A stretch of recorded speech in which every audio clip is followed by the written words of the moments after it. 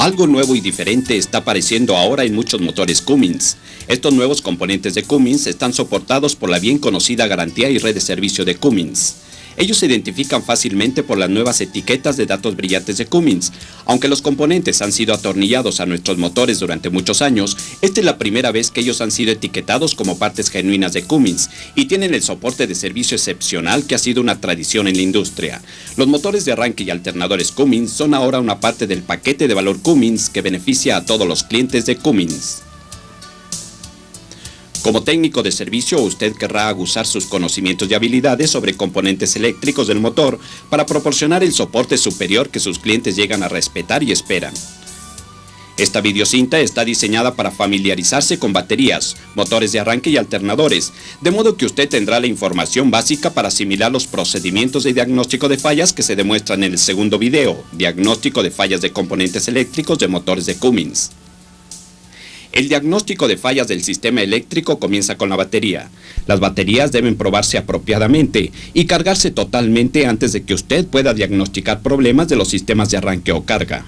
Todas las pruebas del sistema asumen que la batería puede producir y mantener un cierto voltaje. De otra forma, las pruebas del sistema serán inexactas.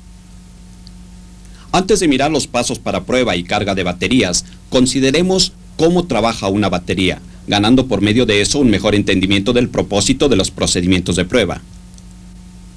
Cada celda de una batería consiste de placas positivas, separadores, placas negativas y una solución de electrolito. A medida que la batería produce electricidad, tiene lugar una reacción química entre estos tres elementos.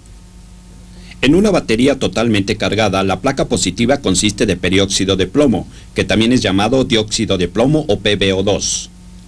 Cada molécula de PbO2 consiste de un átomo de plomo y dos átomos de oxígeno. La placa negativa es plomo esponjoso, está marcada con el símbolo químico para plomo Pb.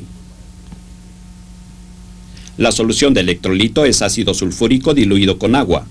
Cada molécula de ácido sulfúrico está compuesta de dos átomos de hidrógeno y una molécula de sulfato compuesta de un átomo de azufre y 4 átomos de oxígeno. Está diluida con suficiente agua para optimizar la capacidad para producir voltaje de la batería, sin causar deterioro de las placas, de los separadores entre las celdas o de las operaciones internas de la caja. Nuestro ejemplo para este punto es de una batería totalmente cargada. Cuando se coloca una carga eléctrica en ella, tiene lugar una reacción química. Las moléculas de sulfato y el electrolito se desprenden y se unen ellas mismas a las placas negativas y positivas. Al mismo tiempo, los átomos de oxígeno de las placas positivas de peróxido de plomo van hacia la solución de electrolito para unirse con el hidrógeno formando H2O o agua. Las moléculas de sulfato que se mueven hacia las placas y los átomos de oxígeno que se mueven hacia la solución liberan energía. Esto se llama el ciclo de descarga. Cuando la batería está totalmente descargada, como se muestra aquí, ambas placas están compuestas de sulfato de plomo, PbSO4, y la solución es agua. En el ciclo de carga, las moléculas de sulfato regresan a la solución y las moléculas de oxígeno en el agua regresan a las placas positivas. Los estados de totalmente cargada y totalmente descargada que vimos aquí son los extremos. Normalmente una batería está parcialmente cargada o descargada. Por ejemplo, una batería puede estar 25% descargada, significando que 25% de la reacción química ha tenido lugar. 75% de la batería está en su condición química original. Cuando el líquido en la batería está bajo, significa que se han perdido hidrógeno gaseoso y oxígeno. Las moléculas de sulfato nunca dejan la batería a menos que la solución se derrame. Ellas son muy pesadas para salir en estado gaseoso. Así, solamente se pierde agua, no sulfato. Por lo tanto, solamente debe agregarse a la batería agua pura blanda o agua destilada. La adición de solución de electrolito premezclado hará al ácido sulfúrico muy fuerte y causará que las placas, separadores y caja se deterioren prematuramente. Las baterías de hoy están típicamente libres de mantenimiento y son de potencia de salida alta. Estos términos se usan simplemente para describir sus materiales y técnicas de construcción. Las placas rejilla están construidas de calcio y una aleación de plomo que resulta en pérdida de agua más baja, régimen de autodescarga más bajo y una estructura mecánica que es más durable. La construcción de la placa rejilla también puede definir el rango de servicio de la batería. Placas más gruesas proporcionan resistencia, pero ocupan espacio. Por lo tanto, algunos fabricantes escogen tener más área superficial con placas más delgadas y menos resistencia. Esta construcción proporciona potencia de arranque adicional en cajas pequeñas, pero usualmente no puede proporcionar la durabilidad de un rango para servicio pesado. Adicionalmente, las placas positivas y negativas están separadas con una cavidad tipo envoltura que evita que los materiales que se descaman de las placas contacten las otras placas. Esto en algunos casos ha conducido a la supresión de las cámaras de sedimento, que pueden proporcionar más espacio para placas, y la placa es soportada a través de su longitud entera. El repasar esto nos permite concluir que los fabricantes de baterías pueden usar una combinación de técnicas de construcción para producir baterías que correspondan con la aplicación deseada. Una batería de 12 voltios típica está compuesta de 6 celdas que tienen un voltaje de aproximadamente 2.2 voltios por celda. Una batería totalmente cargada tendrá aproximadamente de 12.7 voltios a 13.2 voltios. Como se mencionó anteriormente, la construcción de la batería es el punto que define la capacidad de la batería. Las baterías de 12 voltios vienen en una variedad de tamaños y formas con rangos diferentes, pero la definición común se reduce a la cantidad de área superficial de placa que tiene la batería. Típicamente, esta capacidad se expresa en amperes de arranque en frío, que es simplemente la cantidad de amperes que la batería puede producir a 0 grados Fahrenheit por 30 segundos y mantener un mínimo de 7.2 voltios. Los CCA estarán anotados en los rótulos de la batería o se proporcionarán en la literatura del fabricante por grupo o número de parte de la batería. La capacidad de la batería es afectada por la temperatura, por lo tanto, algunas veces se usan otras expresiones de salida de amperaje para mostrar salida más alta en temperaturas más calientes. CA, amperes de arranque, a 32 grados y HCA, amperes de arranque en caliente, a 80 grados. La vida y capacidad de la batería son afectadas a menudo por la vibración, lo que puede causar que el material de la placa caiga de la rejilla y dañe los separadores y ponga en corto una placa con otra. Esta degradación de la placa es referida como desprendimiento. Una segunda causa de la pérdida de capacidad es desprendimiento debido al movimiento rápido de los gases en la batería que ocurre durante carga rápida. El cargar la batería puede también sobrecalentar la rejilla y expandir las placas, causando desprendimiento. Para minimizar este desprendimiento, use carga rápida solamente cuando la carga lenta no sea práctica.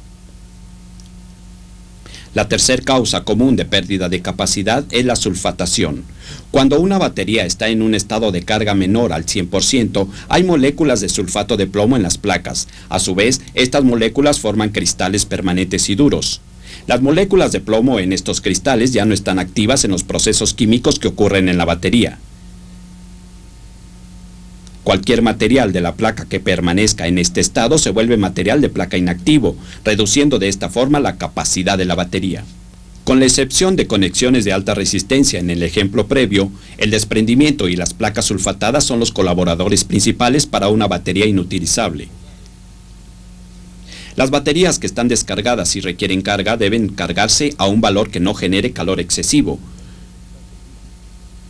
Cuando una batería se carga, el flujo de corriente es inverso al flujo normal cuando la batería se descarga. La fuerza de carga, voltaje, debe ser lo suficientemente grande para vencer la resistencia interna de la batería y el voltaje de la batería. Por lo tanto, el voltaje de carga que resulta en flujo de corriente en la dirección opuesta necesitará variarse en conformidad.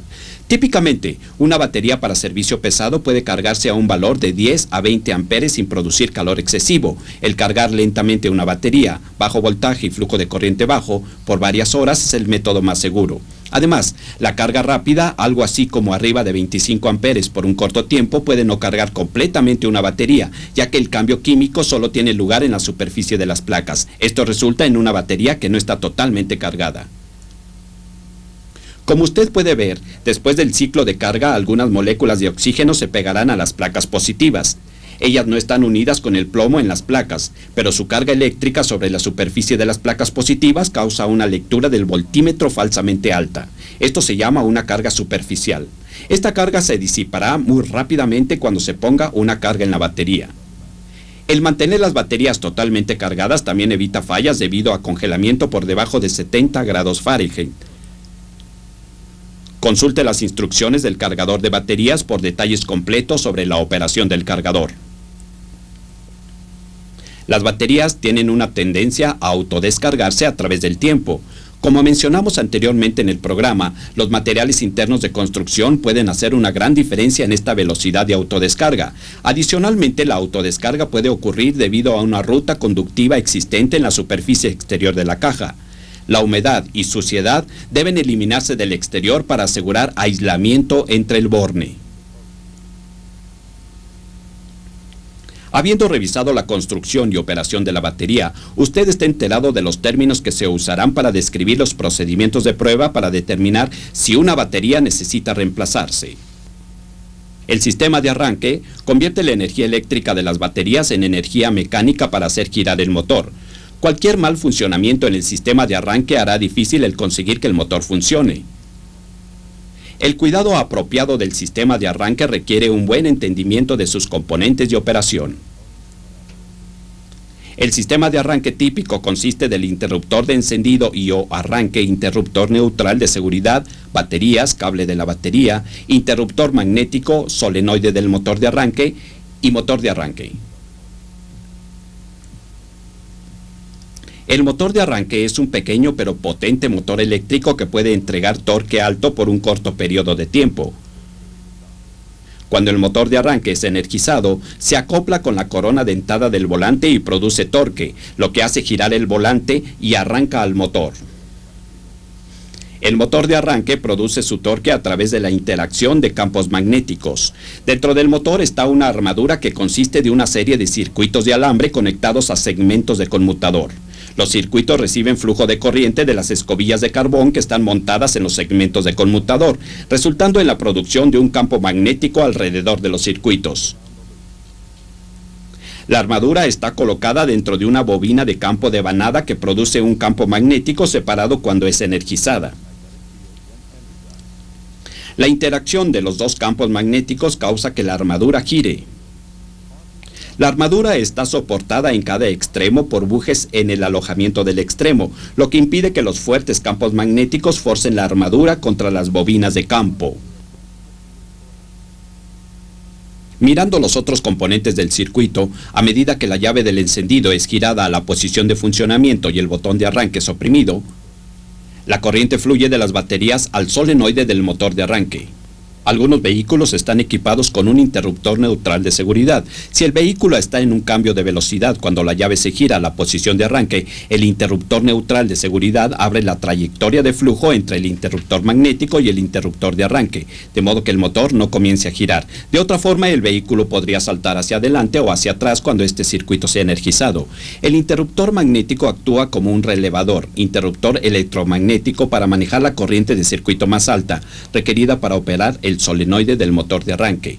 El mismo solenoide del motor de arranque es un gran interruptor electromagnético montado en el motor de arranque.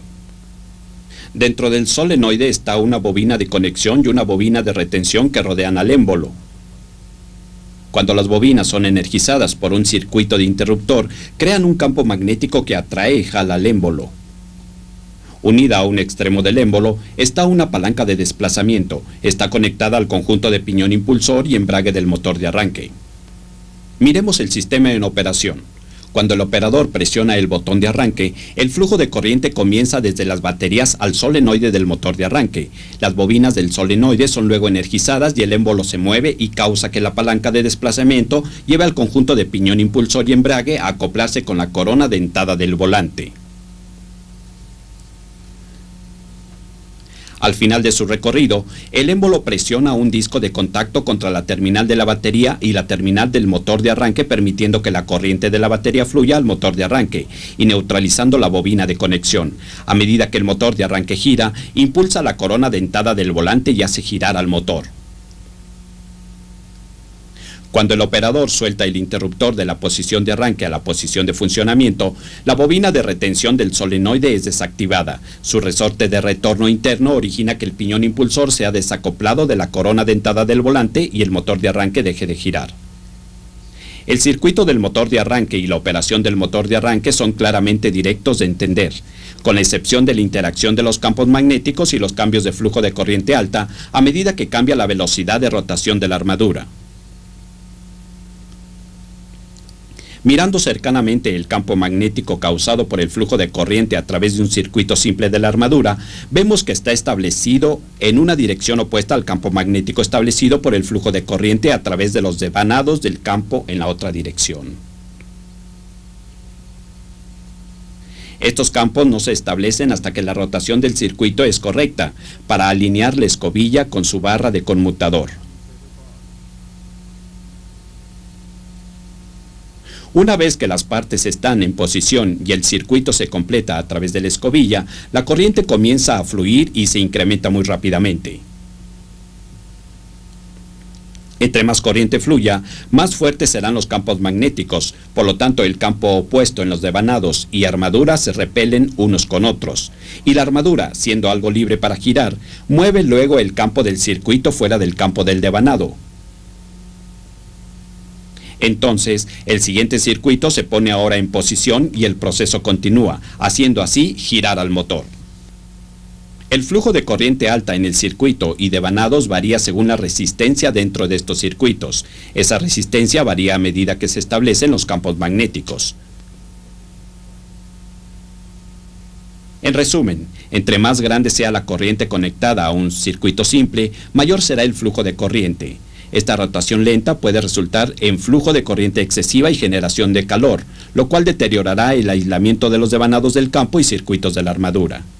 Los cortos y tierras resultantes reducen la eficiencia del motor de arranque, incrementando el flujo de corriente de la batería.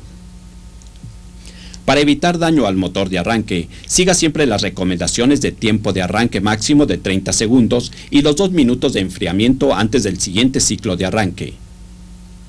Si un motor arranca lentamente, deberá permitirse menos tiempo de arranque ya que la corriente es mucho más alta. Baterías, conexiones, cables y procedimientos de operación buenos permitirán vida máxima del motor de arranque.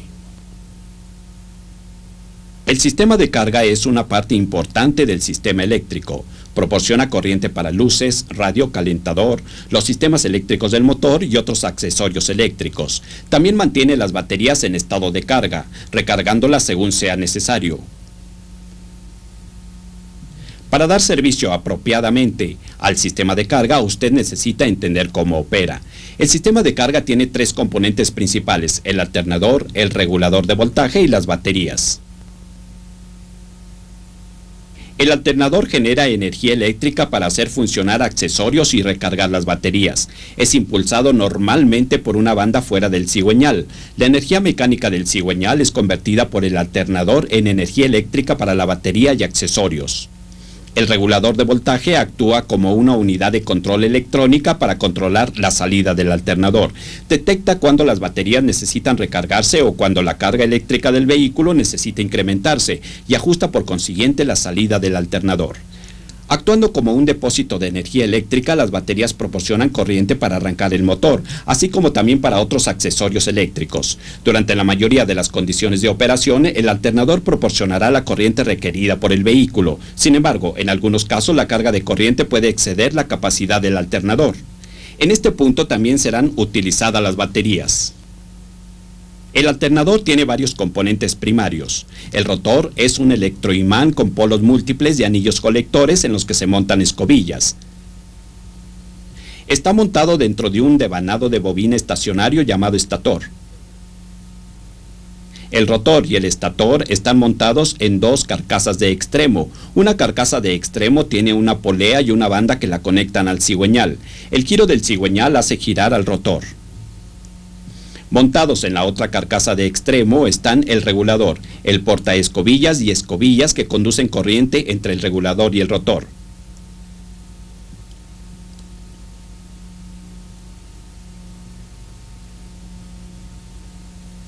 Brevemente, el alternador trabaja como esto. La corriente de la batería fluye a través del regulador, escobillas y anillos colectores hacia el rotor, causando que éste se magnetice. Cada polo en el rotor produce un campo magnético separado. Al mismo tiempo, el giro del cigüeñal impulsa la banda que hace girar al rotor dentro del estator. Los campos magnéticos pasan a través de cada devanado de estator induciendo voltaje, lo que resulta en flujo de corriente en el sistema. Debido a los campos magnéticos alternos de los polos, que es polo norte, luego el polo sur, Están presentes dentro de las bobinas del estator una polaridad y corriente de voltaje alterno. Ya que las baterías y accesorios operan en corriente directa, los rectificadores montados en las carcasas de los extremos convierten la corriente alterna a corriente directa. Como usted puede ver, hay dos circuitos separados asociados con el alternador. El circuito de campo conduce corriente de las baterías a través del regulador, escobillas y anillos colectores al rotor, causando que el rotor se magnetice. El circuito de salida lleva corriente generada por el alternador a los accesorios y baterías. La cantidad de corriente que fluye hacia el alternador a través del circuito de campo es controlada por el regulador de voltaje. Cuando las baterías necesitan cargarse o los accesorios incrementar la carga eléctrica, ocurre una disminución de voltaje en el sistema. El regulador de voltaje detecta esta caída de voltaje y permite que fluya más corriente de las baterías al rotor de campo del alternador. Esto refuerza el magnetismo del rotor y a su vez incrementa el voltaje inducido y el flujo de corriente en el estator. Muchos alternadores tienen un trío de diodos como parte del circuito de campo. El magnetismo residual en el rotor genera una pequeña cantidad de corriente alterna en el estator. El trío de diodos convierte esta corriente alterna a corriente directa y la usa para conectar el regulador. Los alternadores con trío de diodos son autoexcitadores porque ellos no quieren una conexión al sistema de encendido para energizar el regulador. En resumen, esto es lo que hemos dicho acerca del sistema de carga. El sistema de carga suministra corriente a los accesorios eléctricos, tales como luces, controles electrónicos y así sucesivamente. También recarga las baterías según sea necesario. El sistema de carga tiene tres componentes principales: las baterías, el alternador y el regulador de voltaje. La corriente de las baterías magnetiza al rotor dentro del alternador. El rotor gira y genera corriente alterna en el estator. Los rectificadores convierten la corriente alterna a corriente directa, que fluye luego a los accesorios y baterías del vehículo. El regulador de voltaje controla la salida del alternador vía la detección del voltaje de la batería. Con esta información, usted deberá tener ahora el conocimiento para aplicar efectivamente las habilidades que se requieren para probar las baterías, el sistema de arranque y el sistema de carga. Las habilidades para procedimientos de prueba se demostrarán en una videocinta separada.